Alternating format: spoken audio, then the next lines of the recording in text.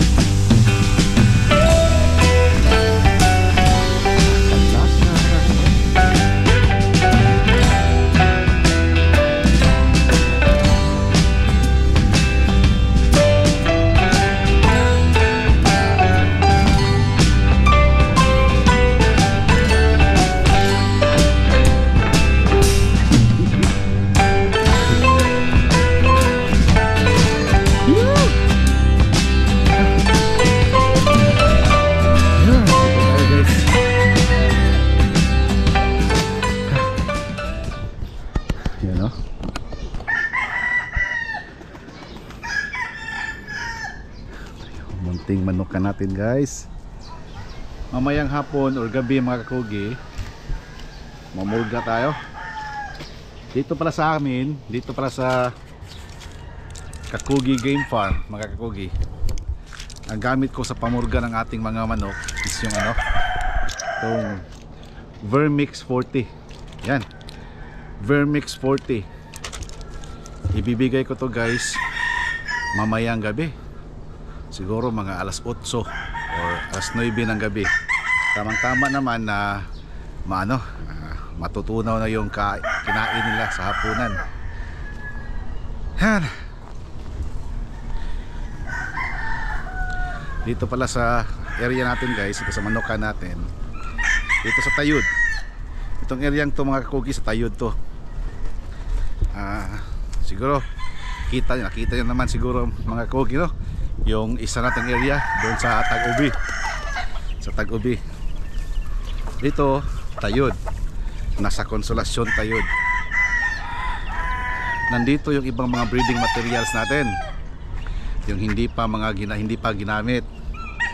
Tapos doon naman sa Tag-Ubi, pag may mga corded, pag may eco cord naman tayo, doon natin ilalagay kung may makarating doon guys ha.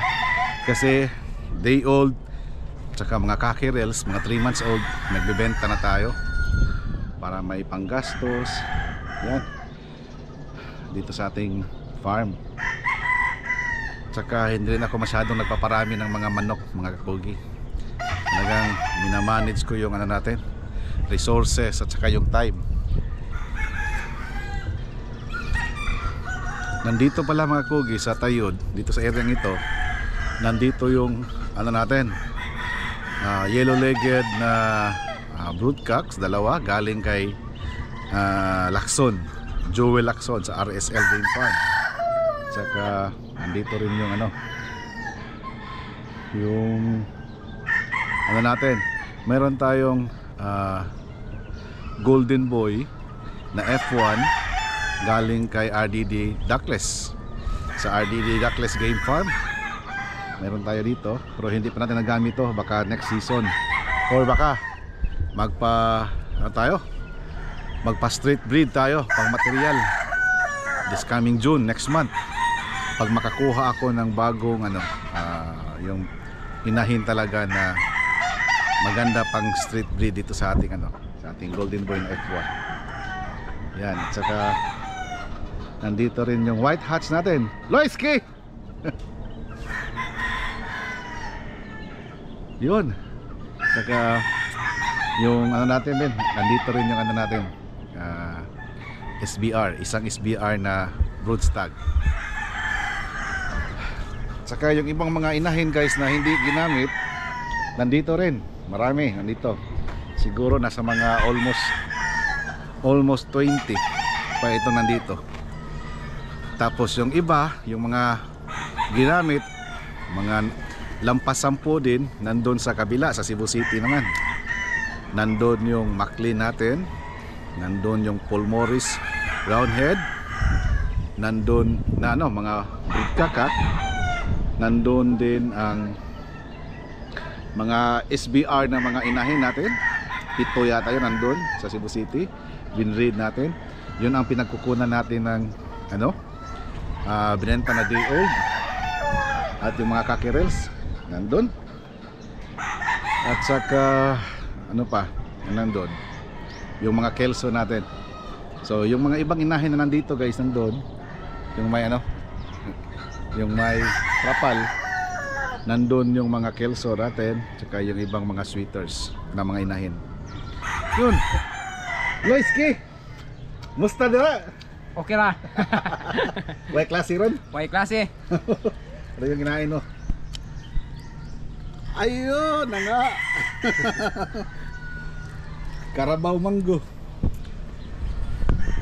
Ipapakita ko sa inyo ulit yung mga materials natin na nagamit na. Ito. Tsaka bala ko rin guys, pagpunta sa Luzon this coming May 31, dagdag ako, bili ako ng mga bagong materialis, pang dagdag pwersa dito sa ating munting backyard. So guys, pakita ko. Milsims. Hindi ko pa nagamit to. Hindi ko nagamit, mga kakugi. Galing kay Art Lopez to, through Boss Gino Amudia. Yan. Peruvian, pang-infuse. Maganda rin guys, bata pa to mga kakugi. Ano lang to, nasa mga 15 months pa lang to. Peruvian, maganda pang-infuse. Hindi ko pa nagamit yan. Ito naman yung yellow-legged hats natin na galing kay Joel Lacson, RSL Game Farm. Gwapo. Ito naman yung isang yellow-legged na broodcock natin dito sa ating munting backyard. Galing RSL ito guys, kay Boss Joel Lacson. At yung white hats, ang ating white hats, yun, Kakugi white hats. At yan naman yung ating Golden Boy F1, galing kay Robert Tacles Game Farm. Golden Boy.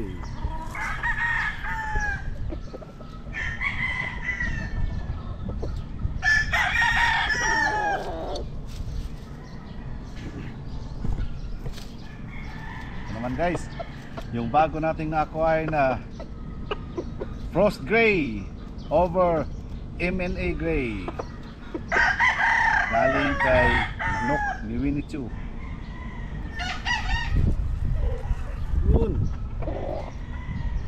Frost Gray over Manok ni Ewan Gray, bagong acquired natin.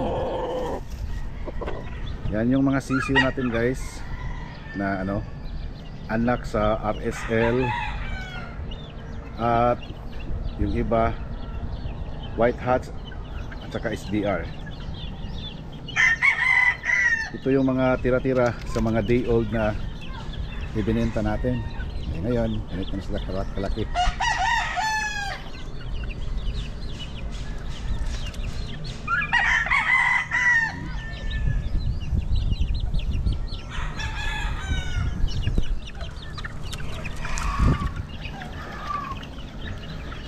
Yun. Mga white hats.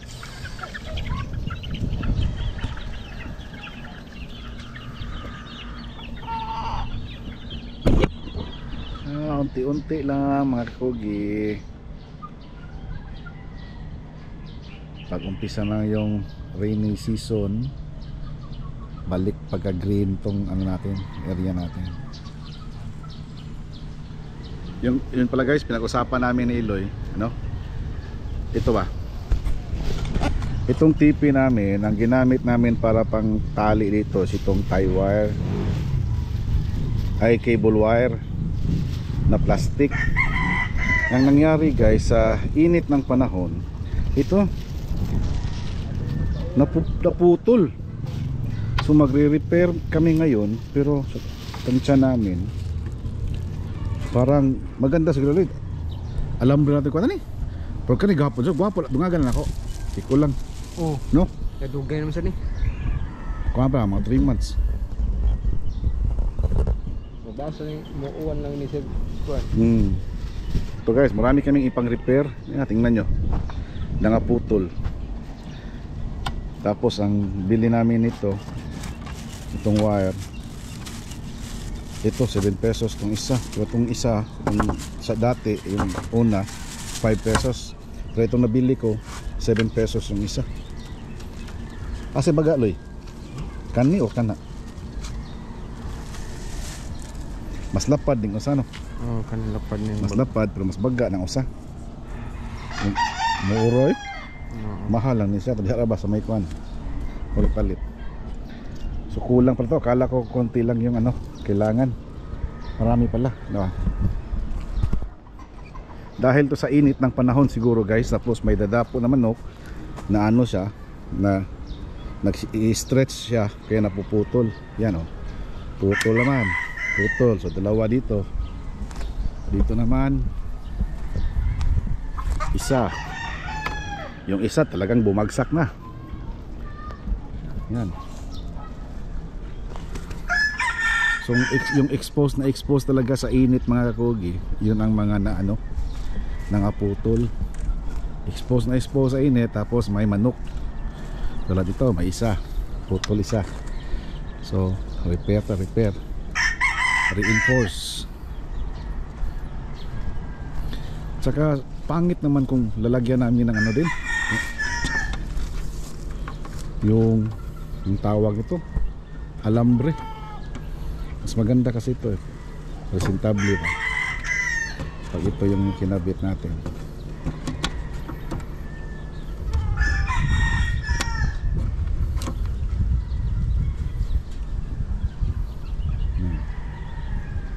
Kulang yung nabili ko. Bumili lang ako ng ano, 20 piraso. Yan. Tapos ano lang yun.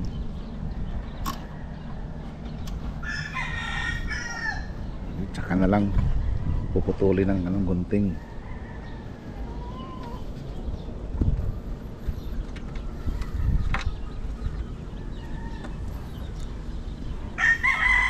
Maganda sana pinturahan ni Shaloy, no? Oh. Ano dia kuan? Pinturahan ng blue, di orange. Gusto ko orange eh.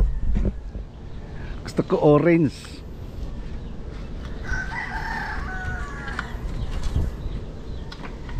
Yun.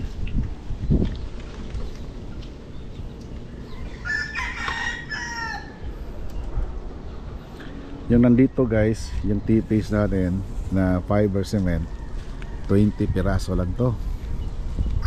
Tapos meron tayong 10 na gulong na tipi. Ano, nilagay ko sa loob. Yun ang ano, pasilungan ng mga sisiyo natin. Tsaka may dalawa din na fiber cement na tipi sa loob. So ang nandito sa labas 18. Tapos may area pa doon, dagdag siguro may ng 6.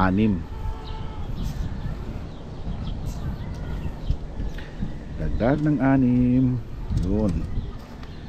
Dito isa. Tapos ito talaga 4 yan kasi bagsak. Tapos dito naman may isa.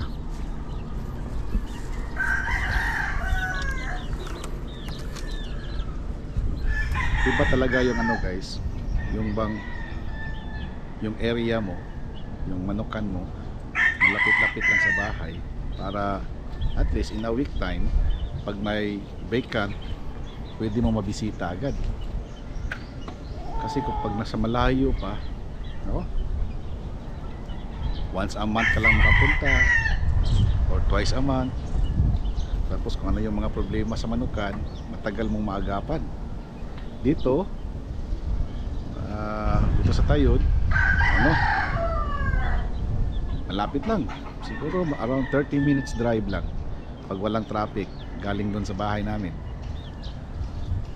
Kaya okay na ako dito kahit maliit lang to guys. Itong area ko mga kakugi is only 800 square meters.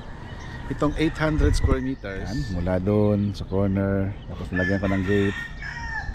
800 square meters to lahat, itong buo. Ang rent ko dito is only 2,500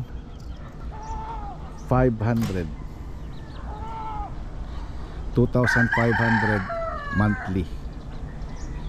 Yan,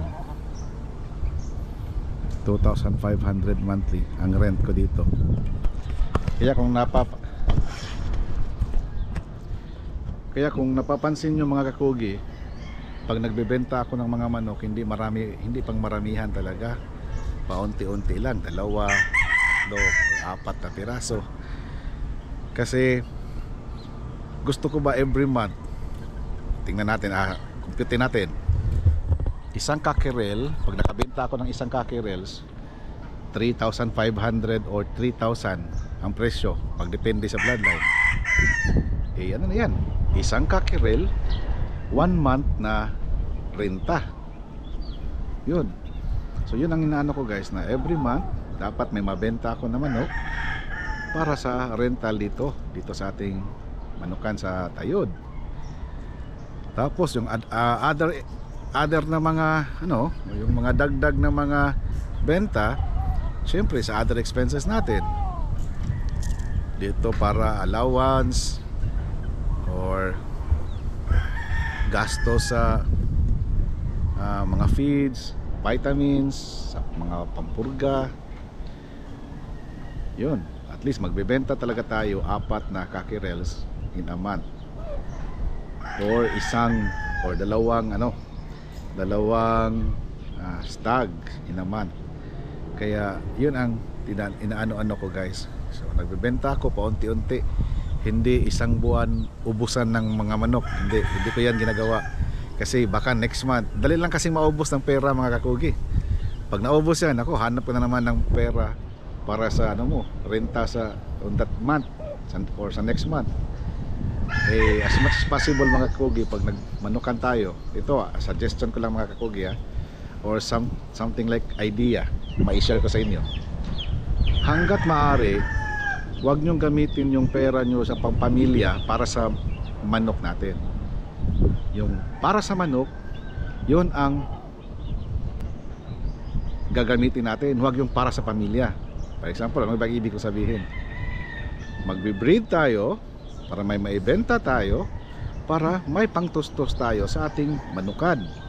Huwag natin gamitin yung pang tuition fee ng mga anak natin, kasi talagang masisira ang budgeting niyan mga kakugi. Kaya as much as possible, ito yung ginagawa ko. Yung para sa mga manok, ang panggastos dyan dapat galing din sa manok. Yun ang inaano ko mga kakugi. Now, itong area ko, hindi ako kumuha ng malaki, maliit lang. Kasi tinitingnan ko rin yung kapasidad ko, yung management, pagmamanage. Hindi kasi madali ang pagmamanok mga kakugi. Kasi yung mga manok may buhay yan. Pwedeng magkasakit anytime, pwedeng madisgrasya anytime kung wala kang precaution, kung wala kang prevention. So yan, may buhay yan, dapat alagaan natin. Saka yung tao na ilagay natin, dapat may puso din sa pagmamanok. Iba kasing yung iniisip natin ba, negosyo lang, pera. Breeding ka, oh ang healthy, tama naman yan. First month ng pagmamanok mo guys, yung mga sisiyo na yan, healthy talaga yan. Pagdating ng 2 months, 3 months, dyan na mag-uumpisa. Dyan na mag-uumpisa yung problema pag hindi maagapan ahead, pag walang prevention. Pag yung nagmamanok, yung may-ari or yung nagbabantay, walang alam sa pagmamanok, ang inatupag yung pera lang, basta makabenta lang, eh wag naman, kawawa yung mga manok, kawawa yung nakabili. Yun, kaya dito sa akin mga kakugi, kahit may capacity akong mag-rent ng ektaryang manok, lupa, ayaw ko. Bakit? Nanghihinayang ako sa pera, hindi kasi madaling kumita ngayon. Nanghihinayang ako sa buhay ng mga manok.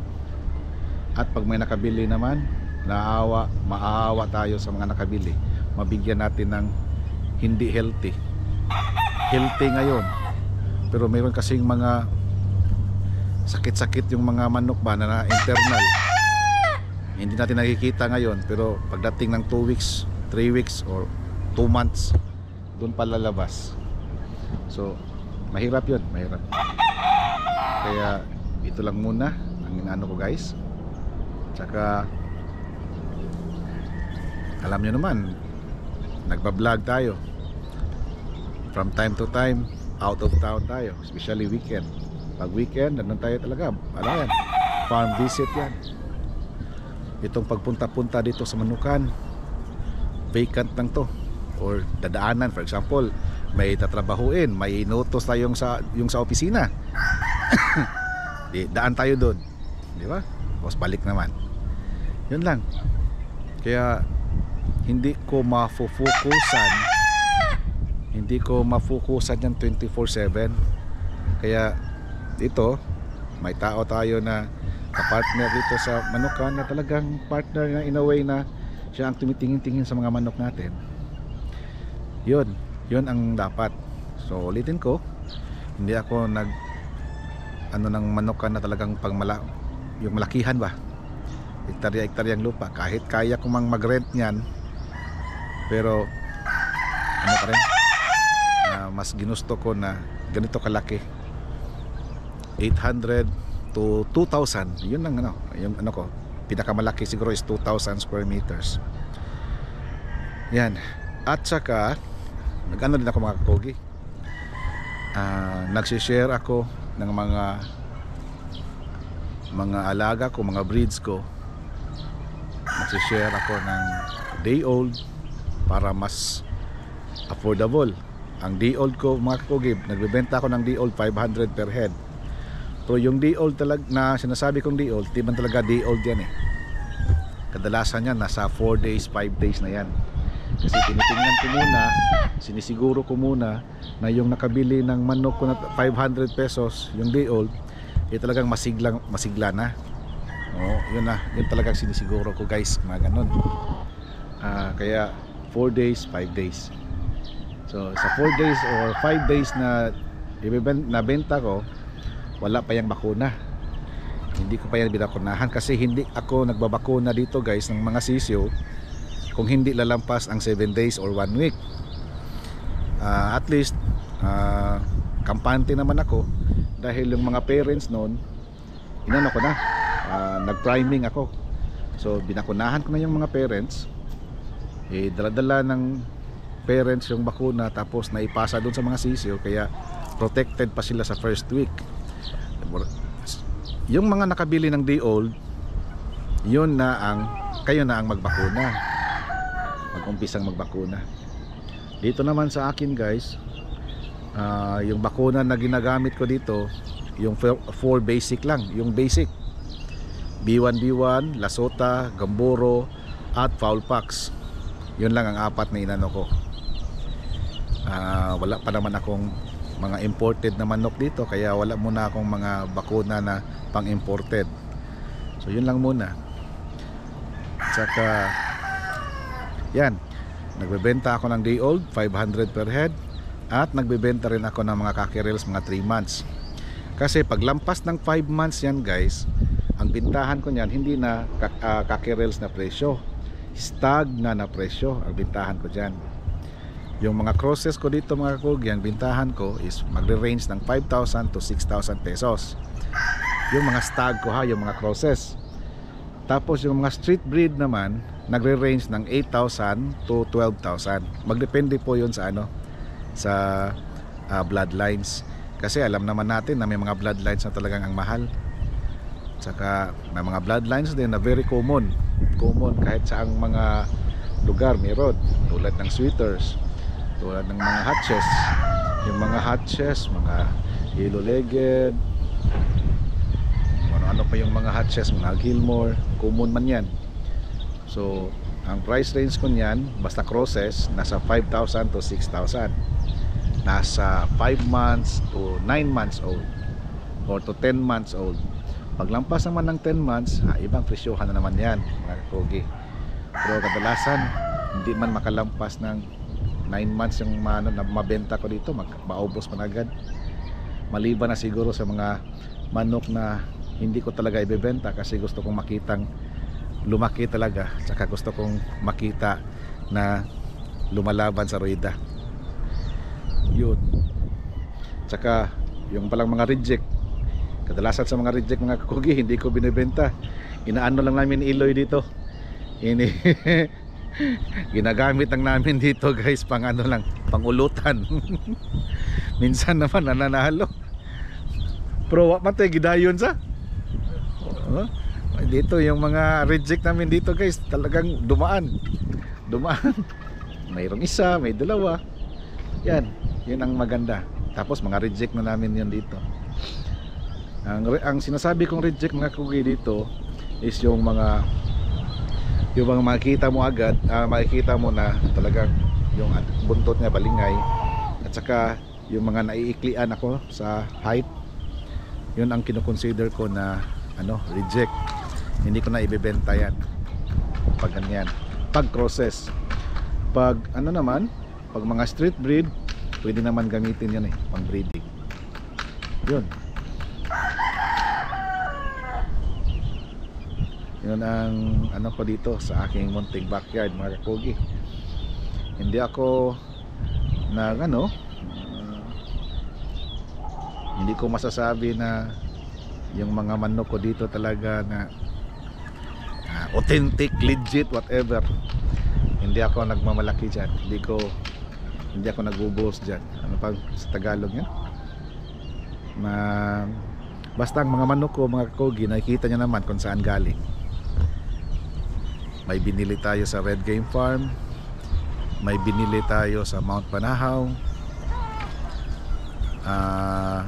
yung iba dito sa mga nabisita natin ng mga farm, mga imported, anak ng mga imported. Saka yung iba naman ibinahagi, shinare sa atin, na-acquire natin through friendship. Yun ang mga manok natin dito.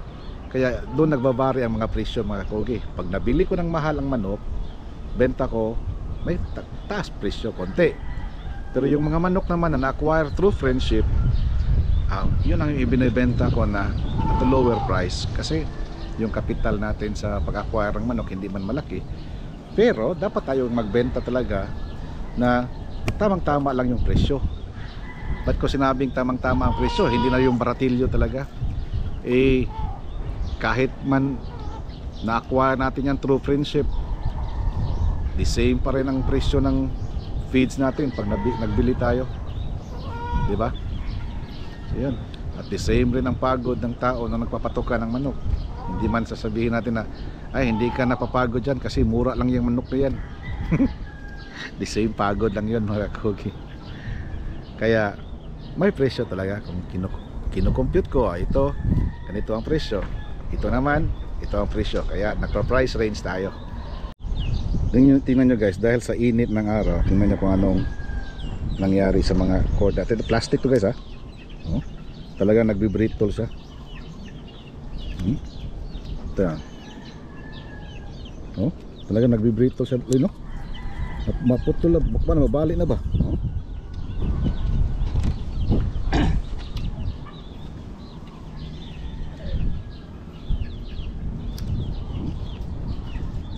Para na siyang toothpick. Oh. Nagbi-brittle.